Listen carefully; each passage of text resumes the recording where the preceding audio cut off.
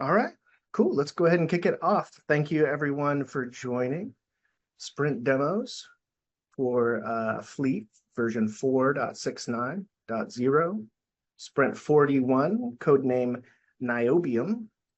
And we'll go ahead and hand it off to George and the MDM product group for their features. All righty, kicking us off is Gabe with two new features. Hey all, share my screen.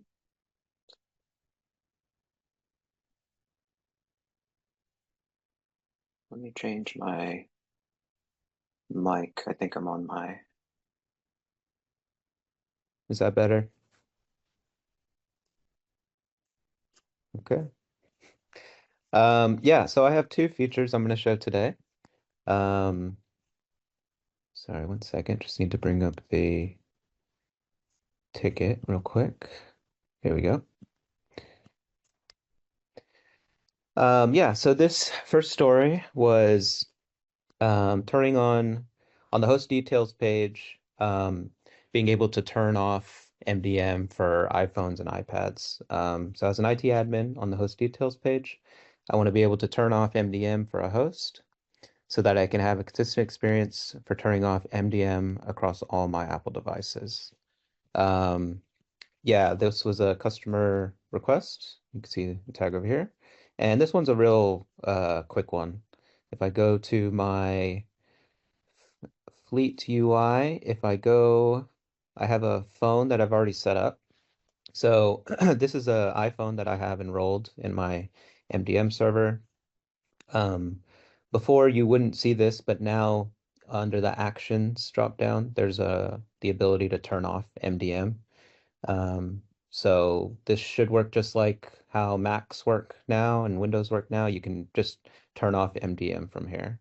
And so now I've removed the MDM profile from the device that I have sitting next to me over here. But yeah, that's basically that feature. It's just a real quick one. Any questions on that one before I jump to the next one? Nope. Okay. So the next feature was a bit more involved. So this was a lot of work done by both me and Martin.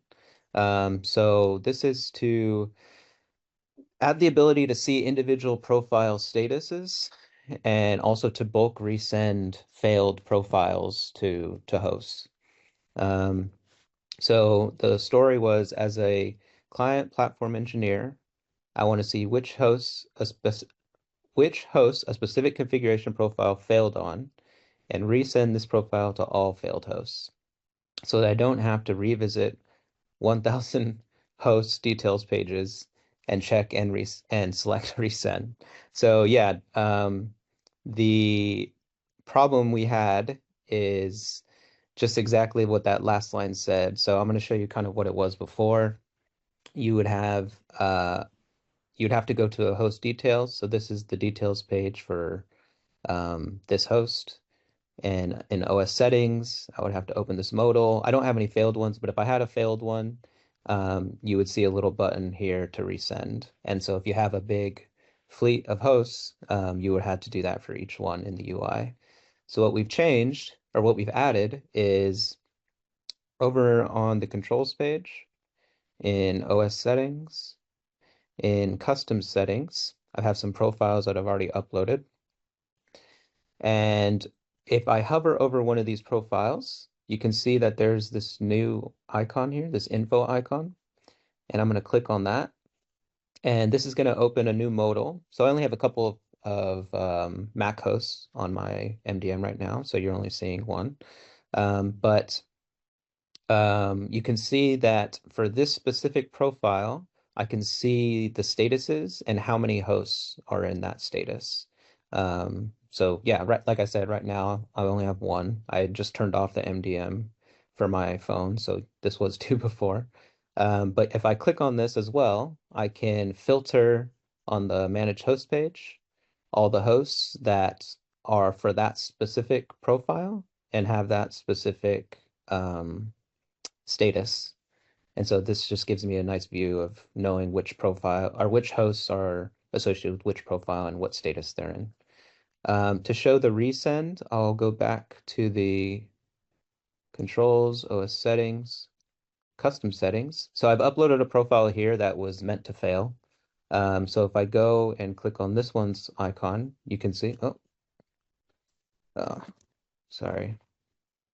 I had it failing on my iPhone. So let me just hopefully do this real quick. I should have done this story first before I turned off MDM on my iPhone.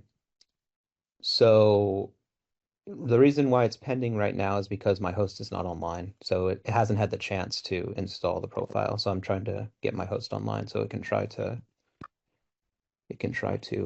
install that profile. Let me just do this real quick. Hopefully this doesn't take too long.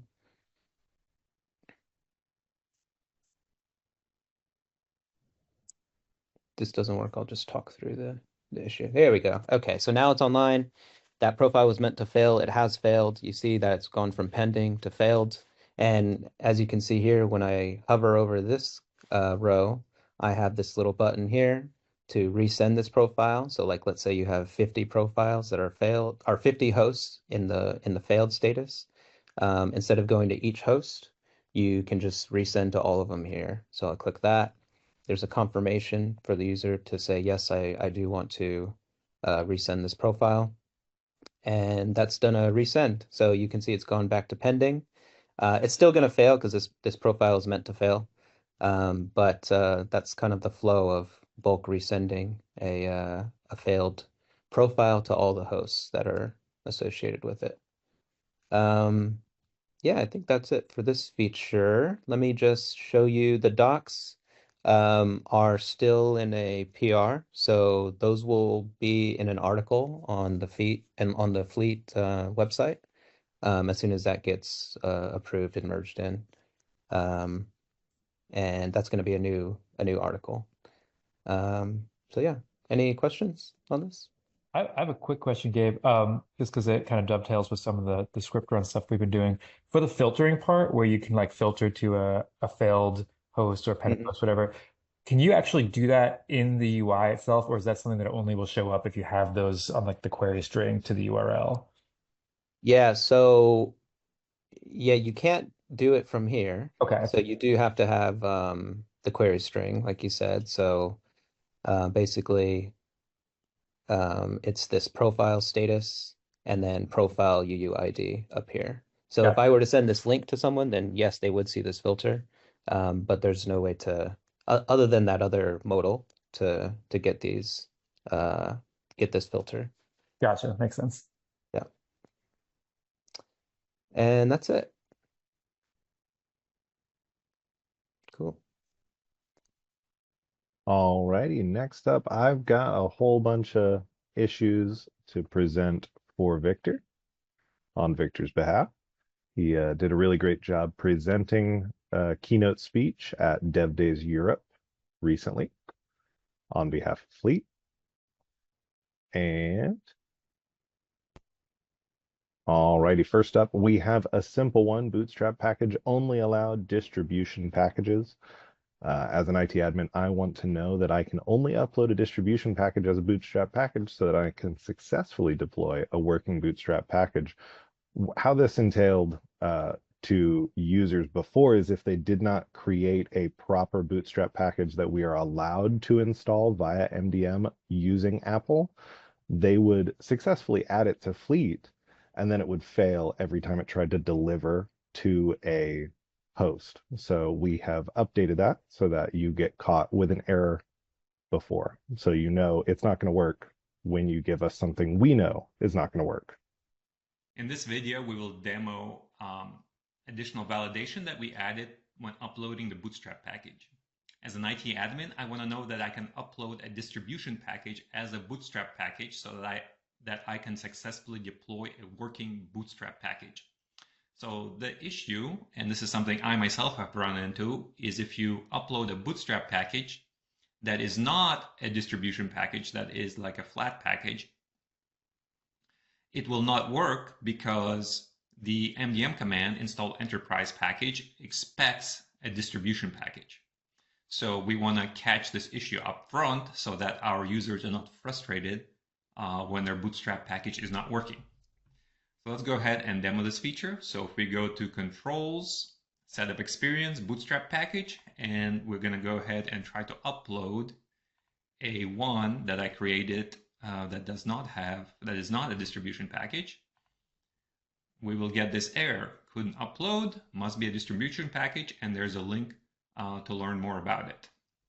That's it. Alrighty. Next one is add end user's IDP information from Entra ID to host vitals. We'll let Victor tell you about it. In this story, we're adding SCIM support to Microsoft Entra ID. So basically, as an IT admin, I want to add end users info such as email, groups, full name from the identity provider to the host vitals, to the host details page, so that I can identify which end user is assigned to each host. We have already added this for Okta in a previous sprint, so we're doing this work now for Entra ID. So as a reminder, the identity provider status is over here. Once it's set up, this timestamp should be updated as the IDP is sending information and syncing with Fleet. I did set up an application, and if we go to provisioning, we will see that the provision interval is 40 minutes, which is a bit longer than Okta. So by default, it might take up to 40 minutes for the changes to be seen in Fleet.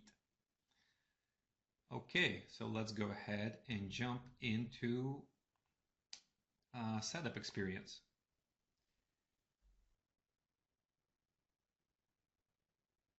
I have also set up SAML.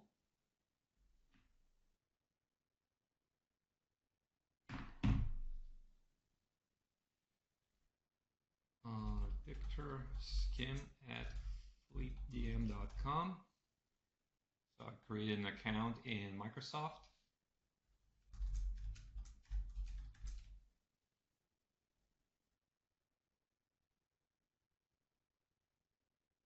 All right, now it's going through the normal enrollment process. So I'm going to go ahead and pause until we get to the create account screen.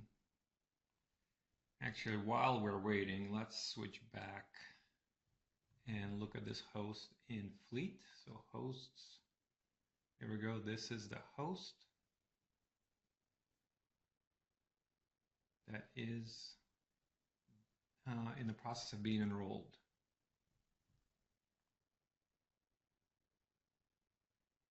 I'll pause. Okay, so we're at the account screen. As you can see, it pulled in the account name from SAML, and this full name is actually coming from Skim. Let's go ahead and create an account.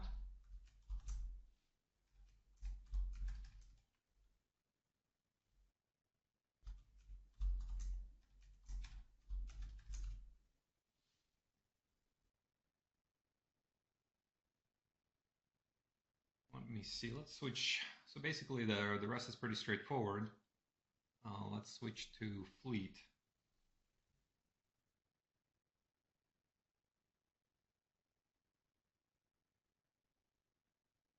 And there we go. We already have everything in here. We've got our IDP email, we got our IDP name, and we got this user is in two groups, engineering and product. Now let's go ahead and modify this user. So we go to properties. We're gonna change the last name to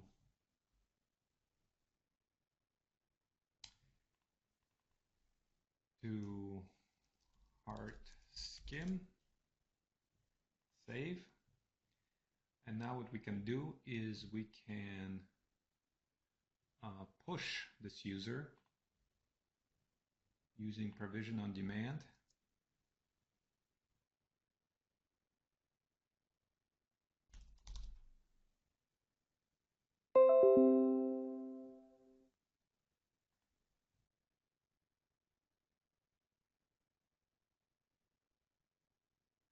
told us what it updated it.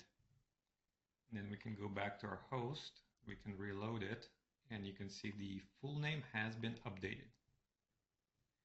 Thank you. All righty. Next, we've got add users IDP from authentik to host vitals.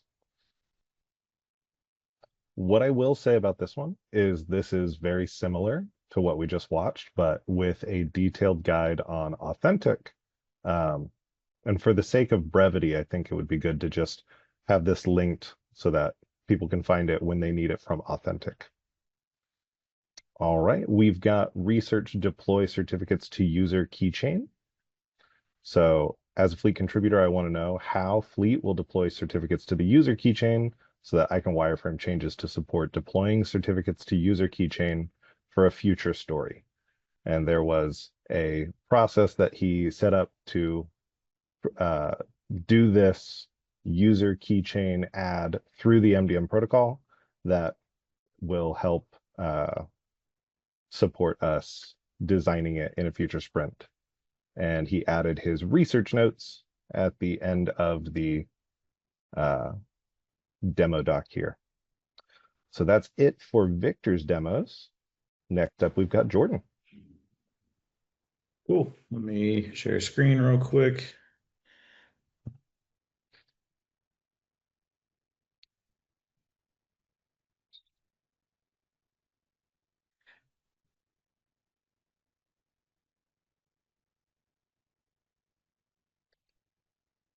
All right.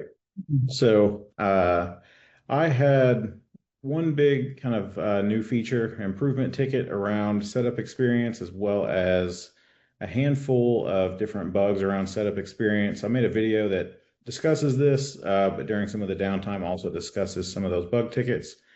So kind of the main things for this ticket was that we wanted to make sure the host doesn't go to sleep during setup experience. We want to make sure that our dialogue stays in the foreground. We want to make sure that we close the dialogue after everything finishes up, and then we change the shortcut to close it. So I'm going to share this video real quick. Hi, we're going to demo and discuss some of the improvements and quality of life changes and bug fixes we've made to setup experience in this prior sprint. These actually encompass a few different tickets.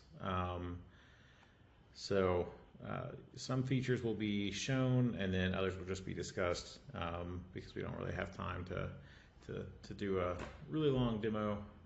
You can see this system is starting the setup experience right now. It's downloaded the Fleet agent, and you can see the setup experience window has popped up. If I try to click outside of this window, you can see that it's not minimizing or going to the background or anything. And I've just got 3 installers here, but I've chosen these for a specific reason. So Zoom and Cloudflare Warp are 2 that will pop up things as they run, and so they're gonna show this behavior really well of one of the improvements we've made, where the setup experience will stay at the forefront until it's complete. One sort of behind the scenes change we've made is that we've changed the close sequence. So you used to be able to hit Command Q, sort of the standard close this window keys to close this. We now require Control or Command Shift X, and that's just to make it so that there's still a way for people that want to do it, but by getting rid of the default, it makes sure that it's less likely to happen to somebody who doesn't mean to, or should just wait until this is finished. One behind the scenes change as well is that we're now using the caffeinate command to ensure that the system stays awake while this is running. One of the tests I did actually left this running overnight with some code changes to make sure it did not go to sleep, did not close the screen, anything like that. So you can see Zoom is installing now. So in just a second, you'll see some things kind of pop up over here in the blurry area. And what happened there was Zoom is trying to pop up some windows, but they're not drawing over top of the setup experience. and that's just kind of a nice quality of life change so that Zoom can't, or any app can't draw over top, and you'll see the same thing with Cloudflare Warp. It'll pop up over here in the corner. We've also made some changes to the scrolling. So yep, you saw it completed, and then that's one final change that we've made is that when you complete the setup experience, rather than that window staying there for forever, we just close it and take the user directly to the create account screen or whatever the next account or the next screen is, depending on how they've configured it. As I mentioned, one change we did make too was to the scrolling. So previously when you were on that list that you saw there, if you had a large number of items, sometimes it would just jump to the bottom for seemingly no reason. We've made some improvements and fixes around that so that it jumps only to the items that change and kind of keeps up with the list as things change, but doesn't just jump into wild areas that have nothing to do with the current changes. We've also made one behind the scenes change so that policy automations no longer run during the setup experience. So if you'd ever ran a Mac through setup experience and then saw that it both installed a piece of software during the setup experience and confusingly failed to install a piece of software, that same one during setup experience, that was likely because a policy automation tried to run while it was installing that and it failed. So now we hold off until the system is out of setup experience to run those policy automations. And because ideally, a lot of that software is getting installed in setup experience, and there's no need to be trying to do it, in parallel or anything like that. So those are the changes for this sprint. Thank you very much. And that is all I've got. All righty, that concludes the MDM new features. Back to you, Luke. Awesome. Looks great, team. Awesome to see, as Haziel's pointing out, just how much slicker and slicker the setup experience is looking as we move forward and continue to mature the product. Next, over to orchestration and Sharon for their features. Thank you, Luke. So orchestration team will start with Microsoft Intune. So you probably know Microsoft Intune is a service that other companies can join as a third-party partner. And we are joining an honorable list of companies, some of them big. And Jacob and Lucas will present it. Lucas, take it. All right. I'll read the user story first. So as a client platform engineer, I want Fleet to support conditional access in Microsoft Entra ID so that I can connect Microsoft Entra to Fleet and block end users from logging in to third-party apps if they're failing any Fleet policies, meaning not compliant. Yeah, so Jacob will we'll share some videos because I'm having some connectivity issues with the whole setup. The first video is about the setup from the IT admin perspective to configure the whole integration. And the second video is the end user experience when they get blocked access from accessing some resource on Entra. Just a thank you note on for Eric, Jacob, who were also involved on this, because this involved also implementing a proxy. So we did that. Eric wrote the proxy. And one detail about this is that this is only for Fleet Cloud. It's not supported on-prem. All right, Jacob, all yours. All right, thanks, Lucas. And I'm just going to pull up this video here. Yeah, we're going to play it at 2x. Please let us know if it's too fast. I'm a slow talker, but otherwise it's going to take like 30 minutes or so. I'm Lucas from Fleet. I'm the developer working on the conditional access integration in Fleet, and I will go over the steps required to configure. This is being shipped in 469, and we're making the last final changes to this, but it's somewhat ready, and we have the documentation here to set this up on on Fleet. So on this video, I'm going to show the IT admin steps to configure integration. On a separate video, I will show what the end user will see when they have to log into Entra to register the device. So we'll start with the setup integration in Fleet. So let me just open this other guide, which is more up to date. So the first step is to configure Fleet as a compliance partner in Intune. You would log into your Intune instance and when this is ready, Fleet will show up as a compliance partner. So we'll get to that now. So I'm on a test tenant that we have for Fleet, and we are in. So I think you can get to this part from tenant administration. This is all documented on the actually on Microsoft website, so you can follow those steps. But basically, it's a connector and tokens, partner compliance management, and then right here you would we currently. Oh, okay, we're gonna drop it to 1.5x by public opinion. They support macOS only, so you would you would add a compliance partner, and right here you will see that I mean, this is just for testing. We have a Fleet dev application. There should be a Fleet application in production after this is released, right like this. So you would select Fleet for the for this demo. We'll just select that, and we have select the platform. We're going to add all users just for this demo, but you can customize this, and then we're going to create. All right, so the compliance partner configuration is done, right? We have Fleet as a partner for Intune, but it's shown. I mean, it will show as pending activated. It just terminated because I actually am using the same tenant for development, but it will show. I believe it will show like this, as pending activation. And then the next step is to set up this integration in Fleet. So to do that, we have to go to Fleet. In 469, there will be a new option under settings, integrations, conditional access, and this is how we configure the integration. This is performed only once, so we need the tenant ID. All right, so we have to go to, actually you have to go to entra.microsoft.com overview, and then you got the tenant ID right over here. So I'm going to copy that, go to settings, save. This will redirect your browser to log into Microsoft. Again, I'm using a test account here, and then you have to consent and provide access to Fleet. So that Fleet can update the status, the compliance status of your devices. Basically, you're consenting to that. And you should be redirected back to Fleet. I'm logged out because I'm using a different local host, but we can refresh here, and you will see that the setup is done. So this is the global configuration that we need. This is the first step. So let's go back to the document. After this is done, we have to, for each team that you want to configure your devices to use conditional access, you will need a few configurations in Fleet to allow this. So the first is we need company portal because the devices need to log into Entra, right? And this is done via company portal application for Mac. And you will basically have to add company portal as a custom package with automatic install for your team.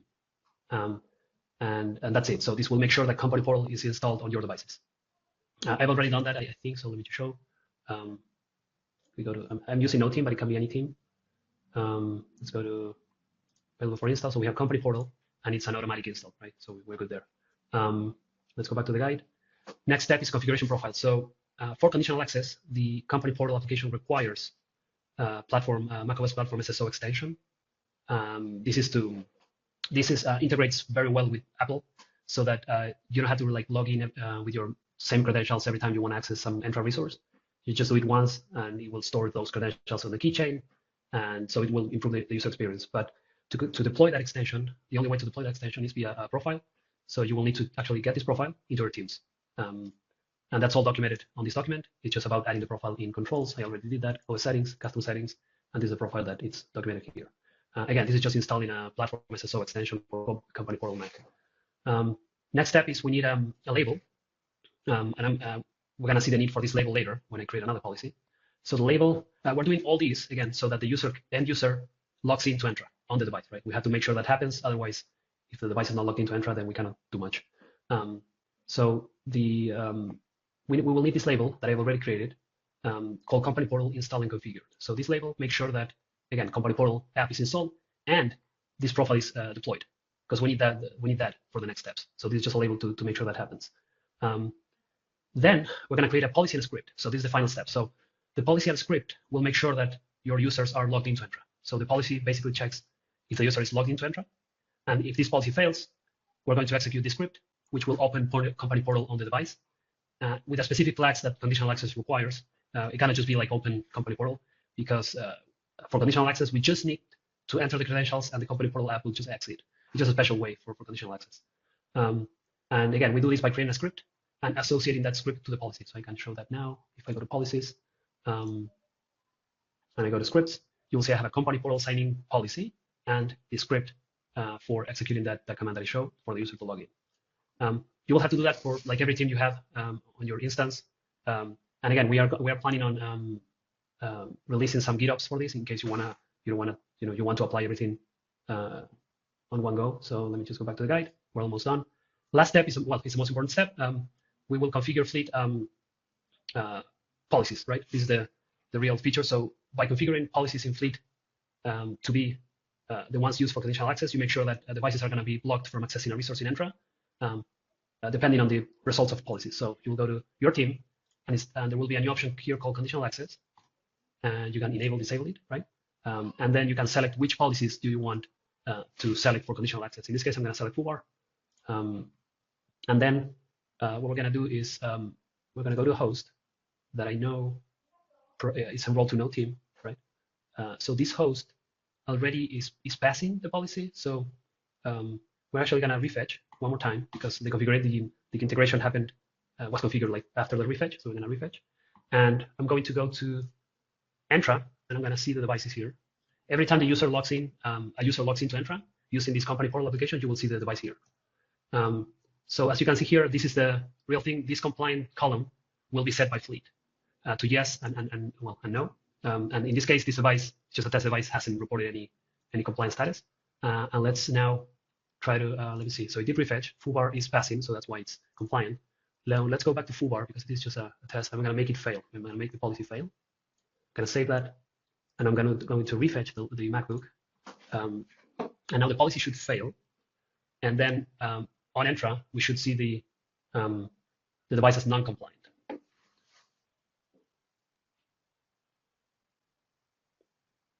It will take a minute.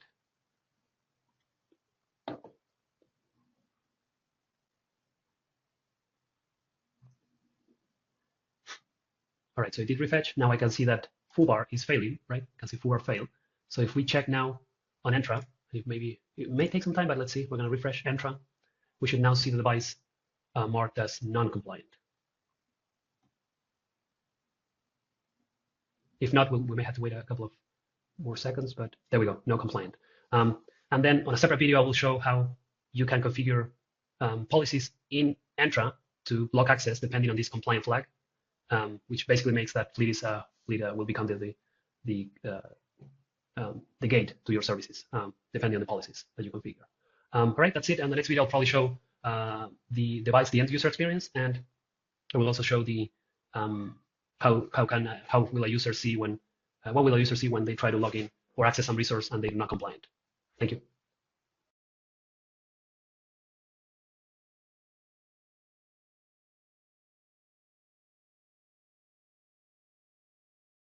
Jacob, are you showing the next one? Yeah, I am. Amazing video and work, Lucas.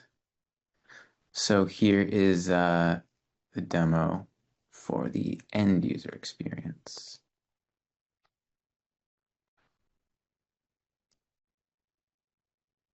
Okay.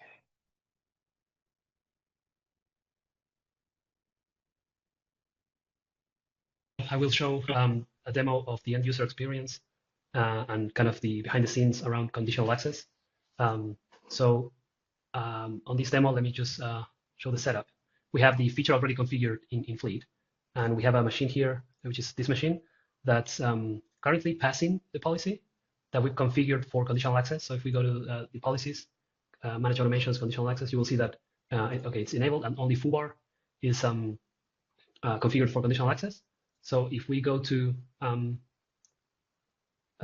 down to the host, we will see that this device is passing the policy, right? So that's why on Entra, you will see when you go to devices, all devices, this is the same machine that we saw there on Fleet. You will see that it says compliant, yes.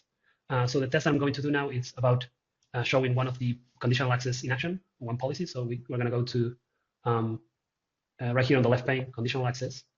And then I'm going to show a policy that I created. Let me see, policy.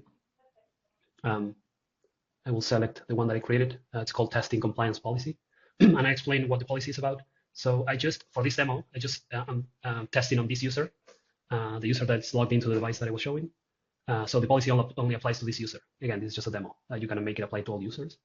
I'm going to make it so that this policy for conditional access blocks access to Office 365 if the device is not compliant. So we select the Office 365 application resource. You can select many, I believe.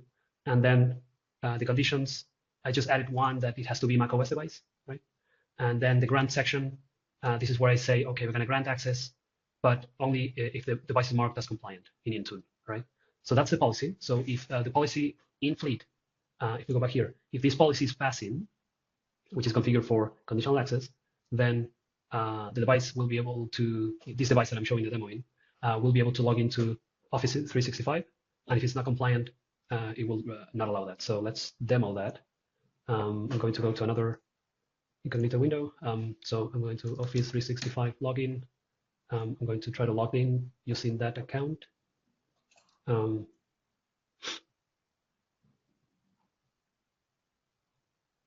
right, so sign in.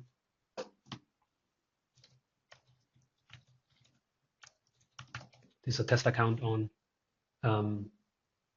a test tenant that we have, and it's the one that is using the device, this device, right?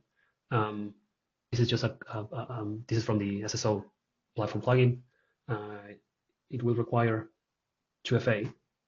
I believe that's one of the policies that's built in Intune and on Entra. And then yes, all right. So this user was able to log into Office 365.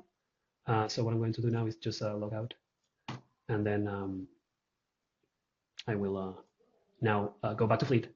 And now we're going to simulate that this policy is now failing by just faking it a little bit. This policy query will always fail. And now we're going to refetch the host. It should take about a minute or so.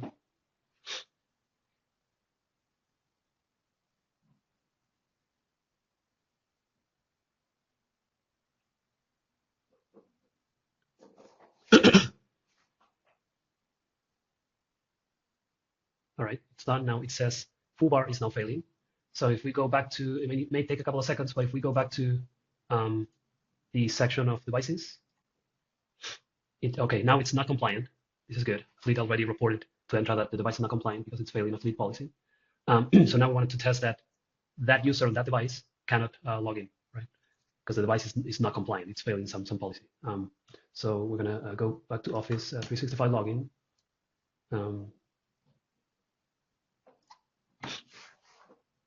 Click sign in. Again, same user on the same device.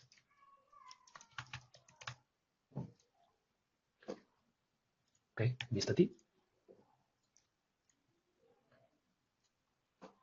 I believe it will require, again, multi-factor authentication. That's a must. And then it says you're not. This device is not compliant. So, yeah. So again, this is how the feature will work. And as soon as the device is marked as compliant, as we saw before this, it will allow logging into the service.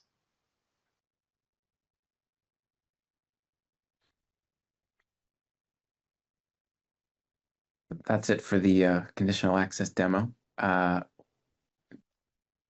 to you, Sharon.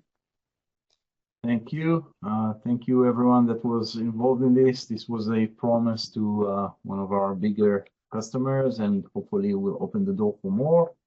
So thank you, everyone. Next, we have the ability to run scripts on multiple hosts, and Scott, Jacob, and Dante worked on it. Scott, are you starting? I'll go got it. And get through this quick. So I've lost the user story. Apologies. Jacob, just one thing. I'm sure you don't need that, but just a reminder to be concise as possible. Yes. So this story, as an IT admin, I want to run bulk scripts based on host filters. So we implemented the initial version of this feature last sprint. We're now expanding it to allow running on hosts targeted by filter, not just by specific host, so that I can run a script on all matching hosts in a single batch.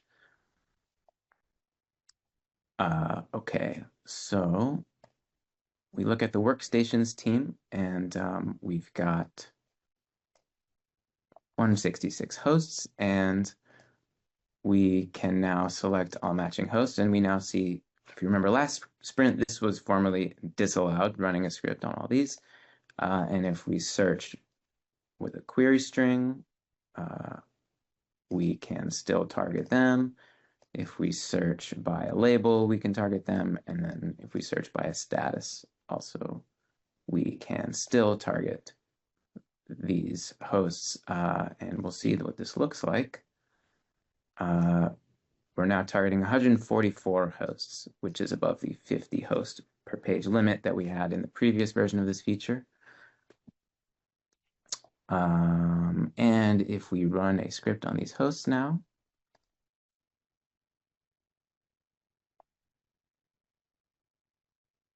we get success, and let's get to our global activity feed. And we're currently generating activities for each individual host, but we also now have this aggregate activity that shows us when the script batch was run, how many hosts were targeted, and the status of each of those runs.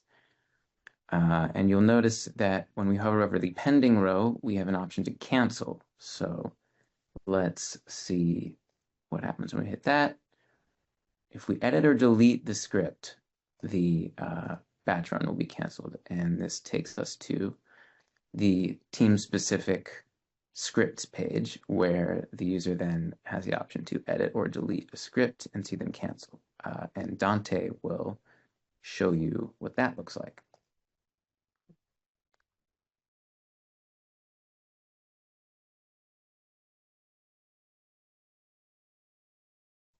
Hello. Sorry, in the order of sprint demos, Scott was next, but I'll do mine first anyways. 1 second.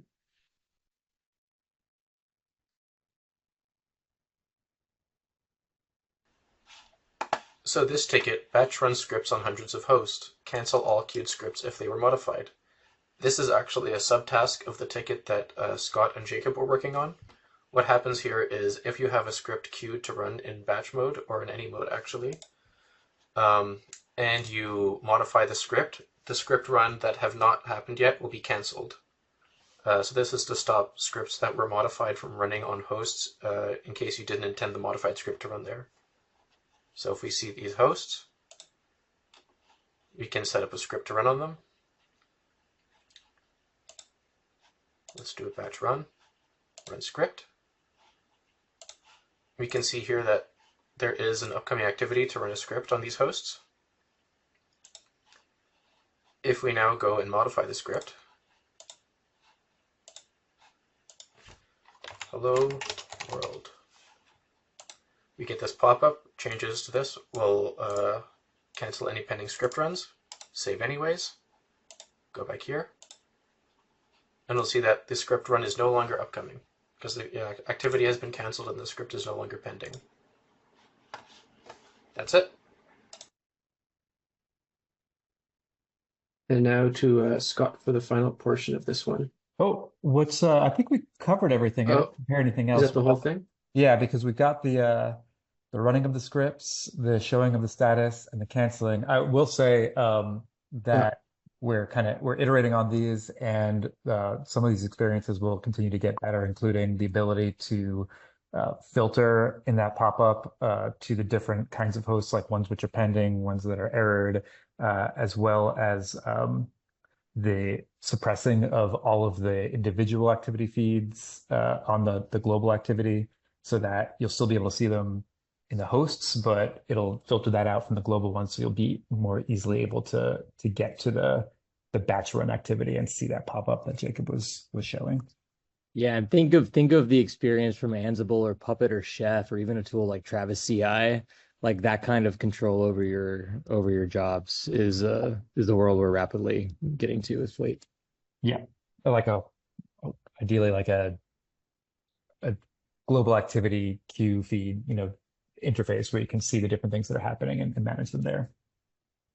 And I can flash the wireframes on the screen for the future state too. This is the feed that Scott is referring to, some way to see what are my scheduled scripts, what are the scripts that have kicked off, and then also instead of having to delete or edit the script, some option to cancel the script as well.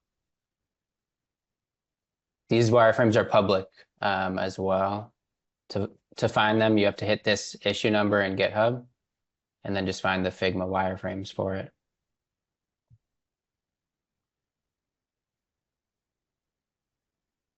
All right, and then I guess back to Sharon. Okay, thank you guys. Next we have Juan presenting a video about retaking the re-escrowing a key. So we have a feature that if a disk is encrypted, we escrow the key. So in case anything happens, the admin has control over this machine. But if a user changes this key, we want to re-verify the disk encryption and get the key back. So I'll start with sharing the video. So again.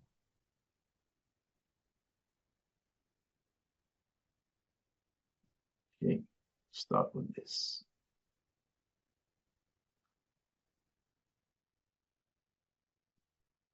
I'm gonna demo this new feature. Hey folks, so today I'm gonna demo this new feature, which basically is gonna allow us to detect when this an escrow disk encryption key is no longer valid. So here I have an Ubuntu host running inside a virtual machine, and you can see that I have this encryption enabled, and we currently have an escrow key. We can double check that by looking at the database, and we can see that the escrow key is on the key slot number 1. So if I go to my virtual machine, there are like basically 2 scenarios that we want to test. Like the first one is what happens if the user just go ahead and do something like this, which is going to remove like the encryption key that is stored on the slot 1. So if we do that, we can see that the key was removed. And now if I do a refresh here, what I expect to see is like the banner prompting the user to go through this encryption setup. And if we check the database again, whoops, we can see that we don't have a key anymore.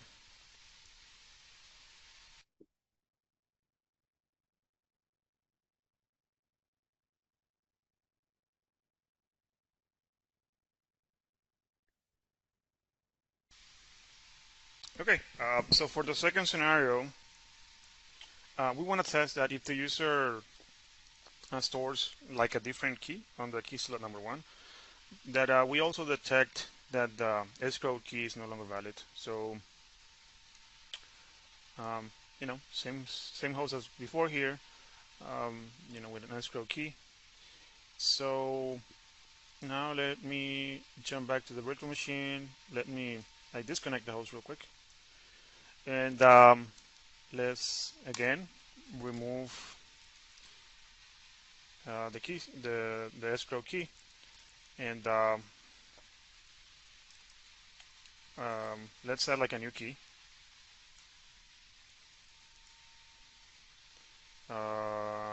Sure, let's do 1, 2, 3, 4, 5.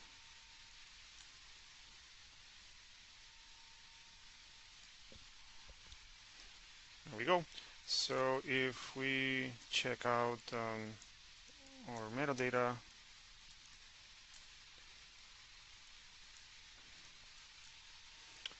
yeah, we can see like that the new key that I just added is stored on key slot number 1, right? Which is going to be the same one as like the escrow key on the Fleet server. So if I bring the host back online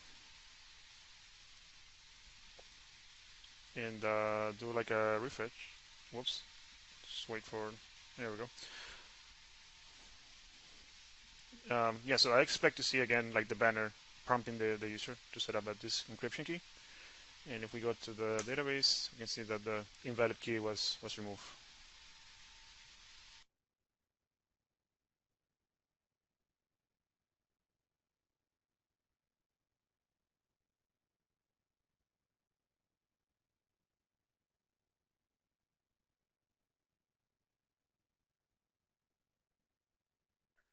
Sorry, I was muted. I'll say it again. This was Juan. Thank you, Juan, for the re-verify. Next, we have Dante with a list of features, starting with CIS benchmark update for Windows 11. Dante, please take it. For sure.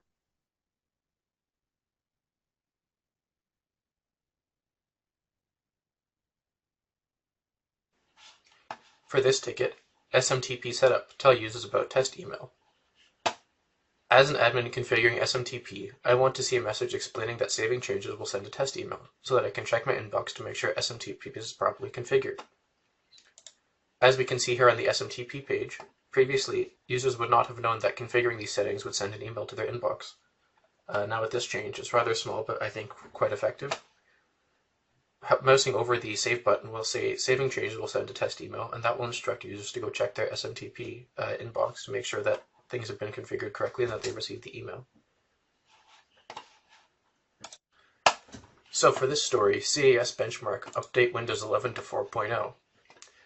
As an endpoint engineer, I want Fleet to support the latest Windows 11 CAS benchmarks, version 4.0, so that I can be sure that I'm using the latest version of the benchmarks to meet compliance needs. For this ticket, we had to go through this very large PDF of CAS updates and apply them to policies inside of Fleet in the EU folder that can be applied to any Fleet instance. Here I have a list of all of the newly added CAS benchmarks. All in all, including updates and removals, it was about 80 benchmarks. Not much to see here, but it took quite a long time to validate and configure everything, add all the text and descriptions, including the OS query benchmarks. You can see here. I had to use an enterprise version of Windows 11 to make sure they were all met, but in the end of the day, it went pretty smoothly and I was able to get everything up and running, including validating them all against the latest version of Windows 11. So this story has actually been kicking around for quite a long time, over a year I think, or almost a year. It's add the ability to run Redis cluster tests on local macOS dev workstations. So the problem here is that because of the way Docker on macOS works, it's actually running inside of a virtual machine, and that virtual machine doesn't have a bridge network adapter to the macOS machine, which means that when you want to run something like a Redis cluster, your machine wants to be able to connect to each of the IP addresses directly in the cluster instead of going through a proxy, and because of that, just being able to run Redis clusters locally has not been a thing we could do up until now. So let's read the ticket. As a contributor to Fleet server code, I want to be able to run Redis cluster tests locally on a macOS workstation so that I can dramatically increase the velocity when working on features or bugs that utilize Redis live queries. So the way I was going to handle this was I was going to create a new container inside of Docker that then had a VPN that would add routes to the Docker networks into the VPN. But fortunately, actually, I found that someone had already done the hard work and been able to use that stuff. So if we go here and look, I've done this already. Run this and run it in the foreground. And effectively what happens is we see here, we've got a Redis cluster running. This is using the Redis cluster Docker file. And then this guy is running in the foreground. This is the script from GitHub. You can see here, you just run it, and also it does come as a service form, so you can have it running on boot. It will automatically monitor Docker and add the routes to your VPN that it starts running here. It's a WireGuard VPN, so that any request that you make to an IP address inside of Docker will go there directly instead of having to go through one of those proxy forwarded ports that Docker usually does. And just so we know, the current version of Fleet server here that I'm running is actually using this setup. So everything running here is using the Redis cluster and it's working totally normally. We can even run, hold on, what is it? Netstat. We can see here all of the Docker internal IP addresses go to the VPN tunnel, which means it'll work perfectly. So if we do ping, one second, 127.20.0.30, which I believe, or 31, which I believe is the Redis cluster first node. Oh, wrong one. What is it actually? Hold on. Let me just check my...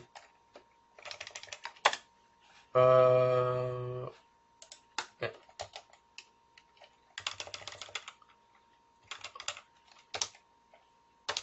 That's supposed to be 172. There we go. You see we ping it without any issue. We can even do a trace route. And see it's going through the VPN network first. Just to prove that it works, we can run a live query here quickly. Let's query this guy.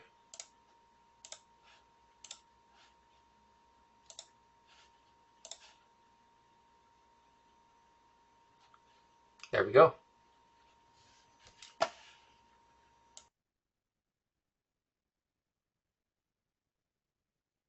All right, that's that. Okay. Back to you, Sharon.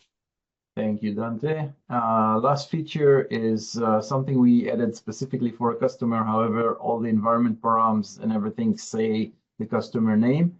So the editor of the video may decide to remove this. I'll defer to them. Jacob, please take it. Thanks, Sharon. So here's the user story. As a managed service provider who was building an MDM solution on top of Fleet that doesn't use Teams, I want to turn off Teams so that I can prevent my customers from getting their Fleet instances in an unexpected state. So as we're all familiar with, we've got Teams functionality in Fleet, and here's the team settings page, create a team. On many pages, we have the ability to change teams. And now if we rerun our server with this new environment variable, we will see that a number of Teams-related features of the UI are disabled. So can't create a team. If this Teams table is empty, that applies as well. And where there were many Teams dropdowns, we now have the same UI as Fleet free. So no Teams available. That sums up that feature. Back to you. And I want to say this feature, disabling the teams, is only on the UI level. So if they applied on something that they had database that holds stuff, nothing is deleted. It's only the UI is not allowing it. If they will use API, they can still use it, but it won't allow the UI work. And with that, we conclude the feature part. I hope we left enough time for team. I apologize for the long session, and back to you, Luke. Great work. And yeah, good problem to have so many great features that it's hard demoing them all in the time. So I'll take it. And speaking to that, I think demoing the features is the most valuable, important thing for us to do with the time. Obviously, the bug fixes and improvements are really important. We have those listed in the demo doc for anyone who wants to see those. But Tim and the software team, feel free to take the remaining 30 minutes. So every product group gets 30 minutes to demo. So you're not feeling like you need to rush through. And with that, handing it off to Tim and software. Awesome, thank you. And I'm going to hand it right over to Rachel. Everybody, I am not going to take 25 of the 30 minutes for my 5 of 6 things I'm demoing. But let's go ahead and jump into it. So the first thing that I'm going to show you guys is that we added a way to upload software in the UI for GitOps mode. So here we are at our issue. So our user story is, as an admin using GitOps mode, I want to add a custom package on the software page so that I can copy and paste the YAML from my custom package that can't be referenced by a public URL, for example, CrowdStrike. So this is very important because some of our customers have software that they do not want to have a public URL for confidentiality reasons or security reasons. And so they're using GitOps to upload their software instead of a public URL. So what we have decided to add is a UI piece where if you enable GitOps mode, you can still upload your software here, but then it creates your YAML file for you. So here we are in GitOps mode. I am on a team. I'm going to click on add software and I'm going to add a custom package. So before you were not able to upload anything here.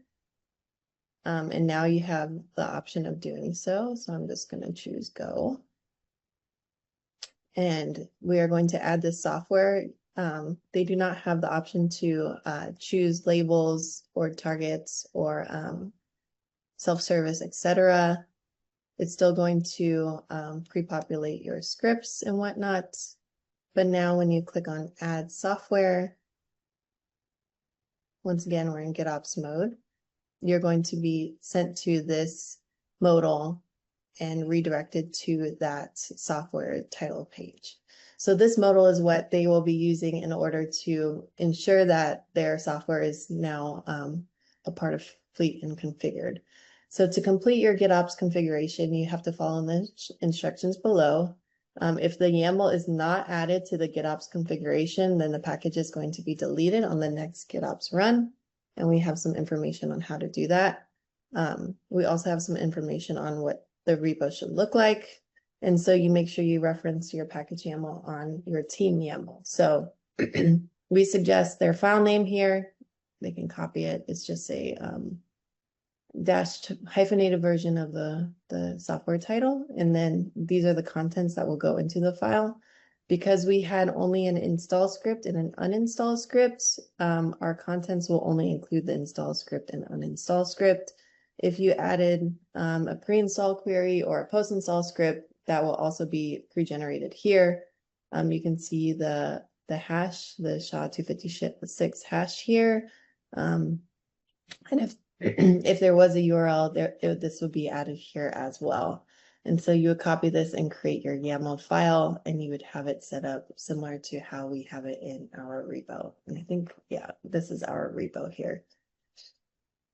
And this is going to be our best practice example, although for each team, they might decide to change how their file structure is, which has been a topic of conversation because everyone has a different opinion, especially if you are a larger company, you might have a more intricate file structure.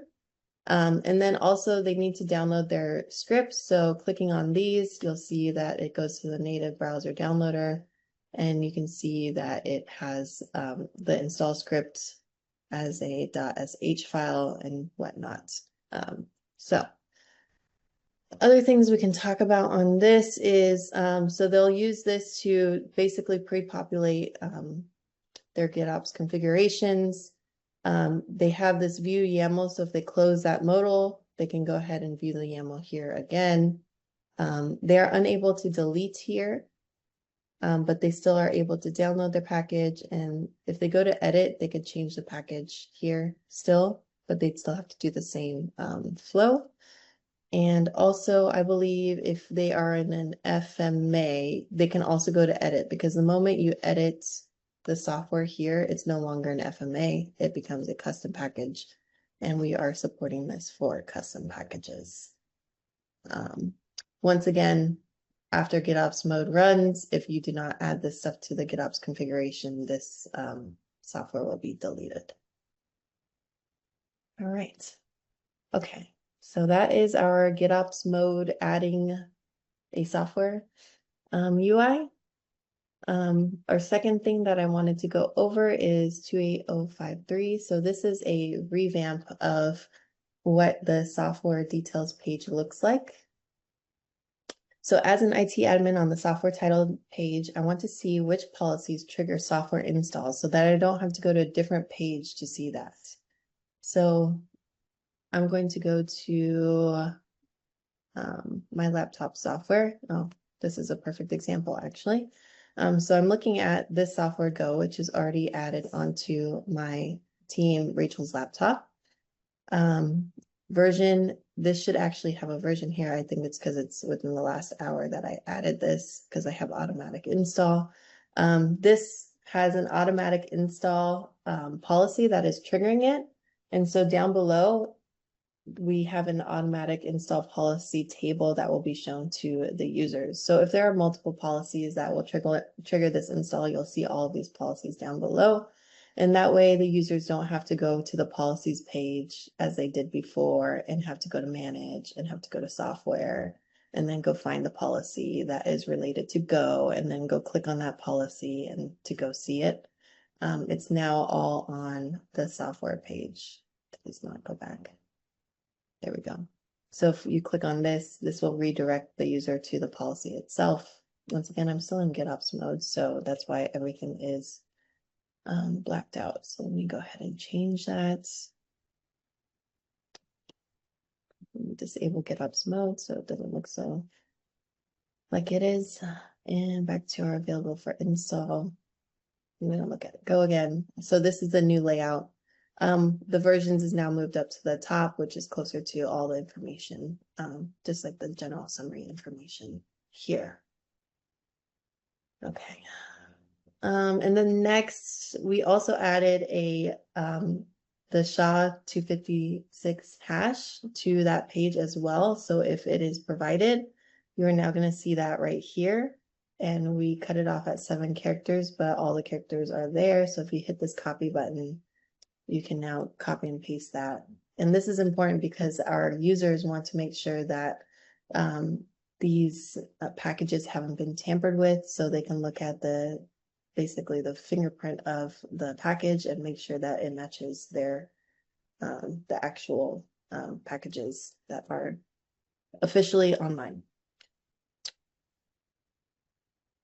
Awesome. And so that's the third thing. And then this final thing that Ian did the back end for and I did the front end for, we have been building out a lot of architecture around the Fleet desktop page. And so now if you are on Fleet desktop self-service, let me go over the user story real quick.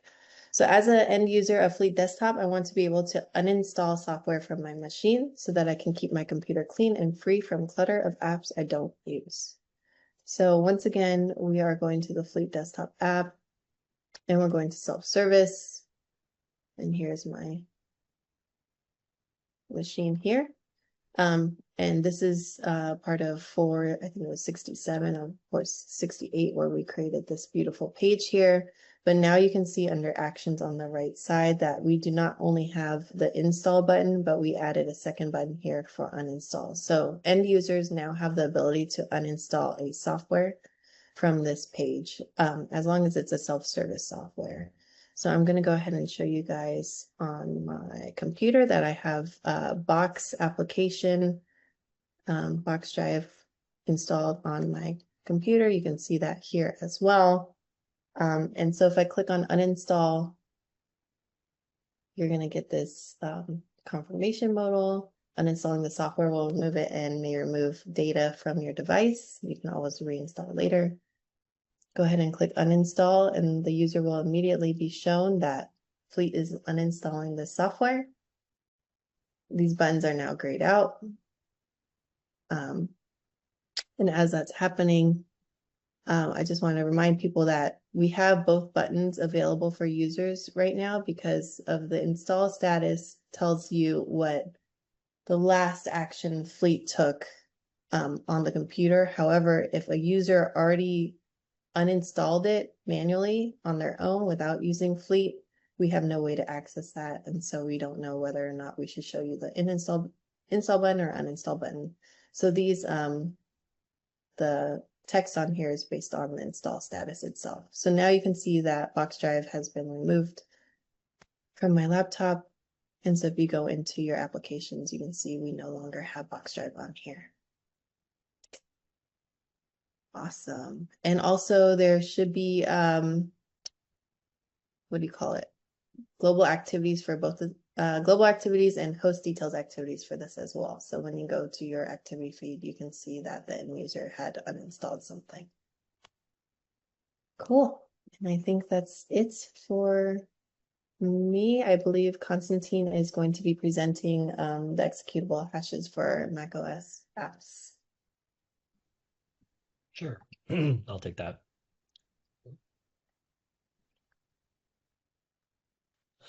Okay, so here's a story. As a security engineer, I want to see the SHA-256 hash for each application executable on Mac OS. This is primarily for folks trying to match for applications in Santa, for instance.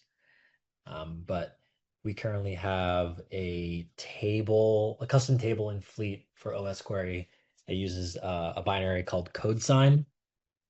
CodeSign is basically just a way to sign applications and also inspect their signatures. So we are leveraging this to get the CD hash, which is just stands for code directory hash of applications. You can see here, this is the hash for 1Password here, CD hash. Or if we want, we can look at Firefox. There's the CD hash for Firefox. And we're basically now exposing this in the UI here. So if we take a look at, let me just refresh, 1Password.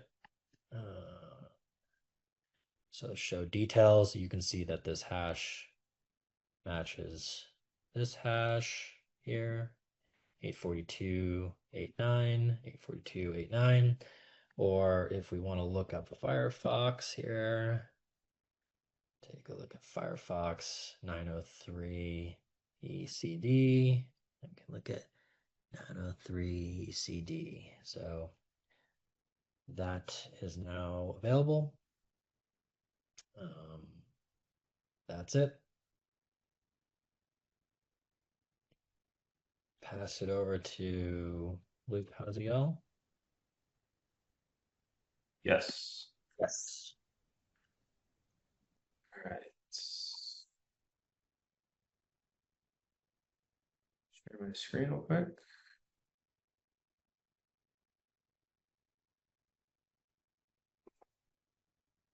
All right. This was a feature that actually shipped in 468, but I believe we did not get the chance to demo at that demo recording. But it did ship in 468, so this should be available now.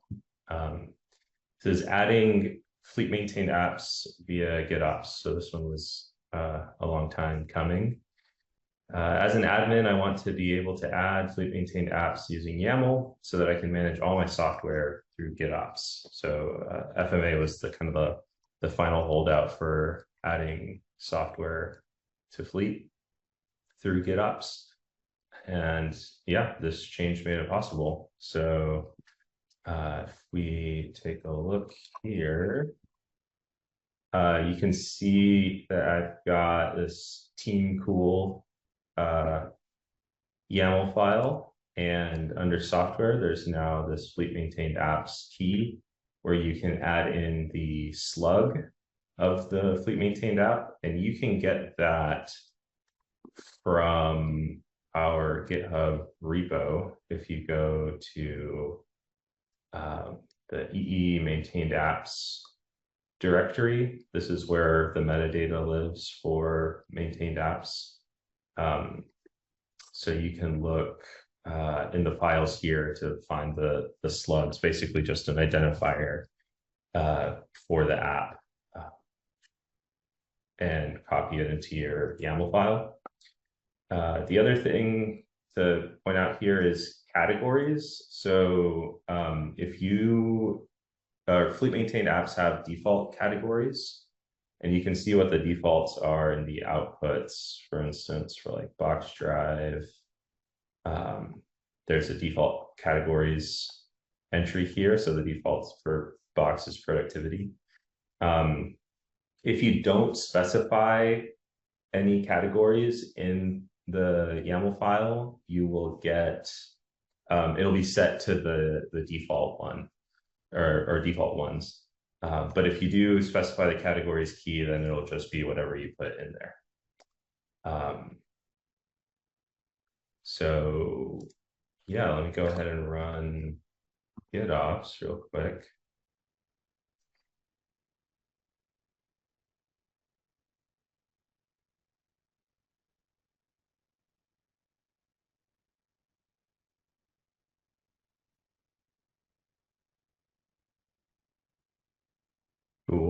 So if we come back over here to Fleet, and take a look at software, you can see that Visual Studio and Slack, which were the two ones that I added here, are available. And if we look at VS Code, you can see that developer tools and productivity are the categories. Those are the ones I specified over here. And yeah, that's pretty much it. As far as docs, the docs changes are live. So you can see here in the Fleet Maintained Apps guide, we've got a call out now that you can manage your Fleet Maintained Apps through GitOps. And that's it. Awesome. I believe that wraps it up for features on the software team. Awesome. Great work, y'all. All right, we have a little bit of time for bug fixes and improvements. I don't think we can demo anything, but I'll hand it off to each of the engineering managers to go through that list. So we'll start with George.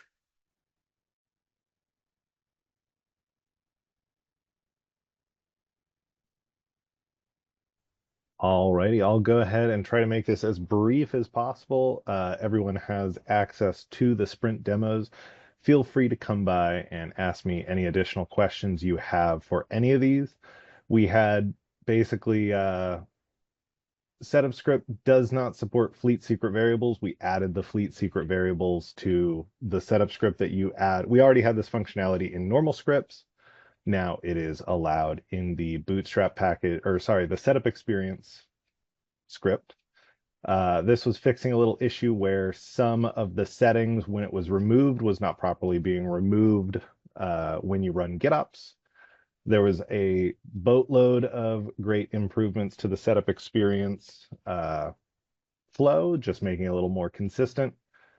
We did add this is almost a new feature, but it's just adding new timestamps for MDM turned on and MDM last checked in to the host details page for Mac devices. This was a customer request that helped unblock their migration. We had a bunch of issues where the registry, it was very cryptic Microsoft errors, but essentially when migrating from one other MDM to Fleet, sometimes some hosts were experiencing some issues. Those have been resolved. And then one more setup experience improvement. We've got Google Chrome profiles aren't accurate. Sometimes after doing a wipe and a re-enrollment, the Google Chrome profiles were not updating correctly quickly. This was basically, it would resolve itself within an hour, but now it resolves itself on the re-enrollment. Sarah tackled some really big issues, some P1 issues that interrupted the sprint with devices not reappearing after doing ABM deletion and cleanup. The long-standing issue that made it so if you had SSO on one team, you could not transfer it back and forth between a team without SSO. That was a great improvement. This also fixed out some customer issues where they had some custom workflows around device enrollment and matching them to their enrollment reference, but this is a very tangled knot to unravel, and she fixed that all up. So now your enrollment reference basically travels with the device when it goes around the teams, and it handles it very gracefully now. Hosts might fail to renew enrollment profiles if they move to a team with SSO off. That's the one I was referencing with this previous one. It's a carry on with this fix. And then same with this one. And then Victor fixed up some issues, some edge cases where DDM profiles were taking a long time to verify after being changed, after they were already on the device, and now we're updating them for the new device, the same device. And then this is the pop-up for the web view when end user authentication is disabled. This was seen as a strange behavior that was removed, but also it fixed a bug where iPhones could not, they would sometimes get stuck at that blank screen on ADE enrollment. All right, and I think that's about it for the MDM bug fixes. Any questions? Rapid fire, back to you, Luke. Nice job. All right, over to Sharon. Sharon, you got 4 minutes. Look, if you don't mind, I'll allow Tim because we stole a lot of their time. So Tim, Okay, Tim. Sure. I will get right in there. I'll be quick on this. Nice styling fixes. There's some button copy there. Sorry, if I'm not getting that right. This is a little more familiar. Obviously, we've been doing a lot of updates in the My Device page and self-service, a better error handling there, and some SyncFigma story UI error messages there. This one I want to highlight a little bit for those internal to Fleet and maybe external as well. There's some new collation checking CI updates I think everyone will be interested in. There'll be more in Slack on that. There was, yes, this is also kind of searching through FMAs, I believe. We saw 500 error there. A solid chunk of vulnerability fixes. I'll leave it as that. And as well, this is kind of like a feature / bug. We found some low-hanging fruit around adding vulnerability scanning for newer versions of Ubuntu. Some package metadata parsing improvements when uploading packages with unexpected metadata, I should say. And in similar note, also more parsing fixes here on MSI. I'll leave it at that. Back to Sharon. Okay, great. Let me share my screen. So I'll second what George said. This will be quick go through and mainly for customer engineers to see what we did. And if you want to drill down, all details are here. So I'll start with this. Dante fixed this issue of read host disk encryption key activity doesn't show on individual hosts. Again, it's all in the ticket. Jacob fixed a few bugs. AP2 FleetD update the registry display version when FleetD auto updates. So fixing the registry version. Server recalculate host failing policy and total issue counts whenever getting that host.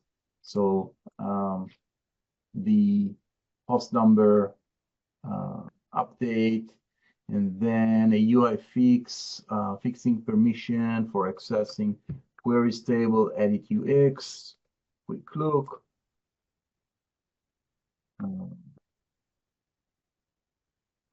This one, improved tooltip, truncated text. These are minor, some kind of a minor, well, it's not minor, it's a UI annoying thing. So fixing that on the UI. Another one is hide script contents for saved script run activity details. How much time do I have? Still 5 minutes. Okay, so Scott did also a bunch of bug fixes.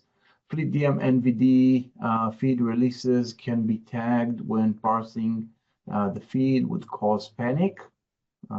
This one.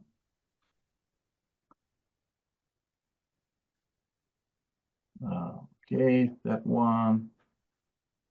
Details inside.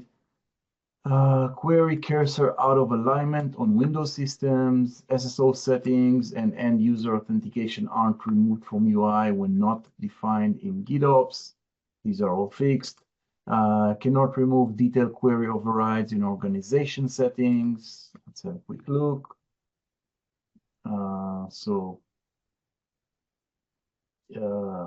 Yeah, those are cleaning out some of the fields there. Hosts that share a serial number with another host in the label cannot be removed from the label. So different hosts, different ID, but share the same label.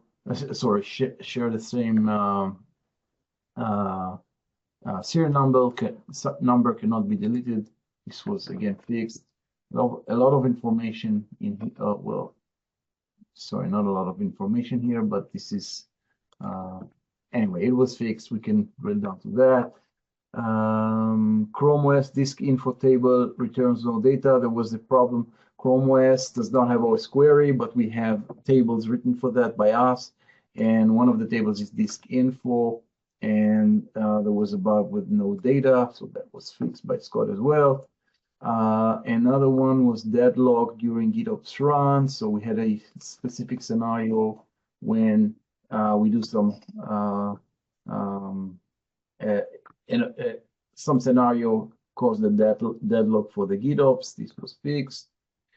And fix bad nudge launch command.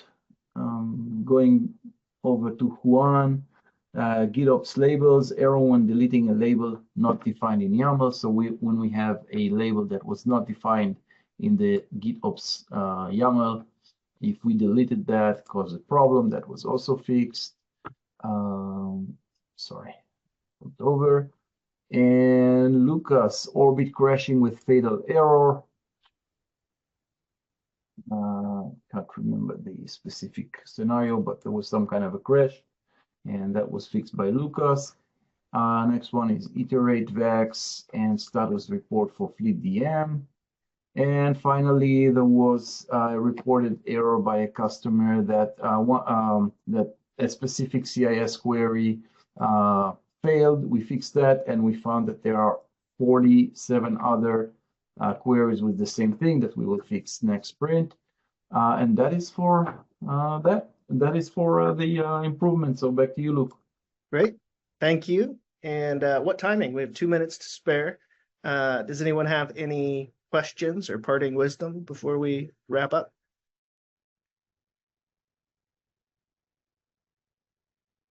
All Get right. your niobium before I make it my nobium. Oh, there we go. Just need to copy that into the beginning in the video.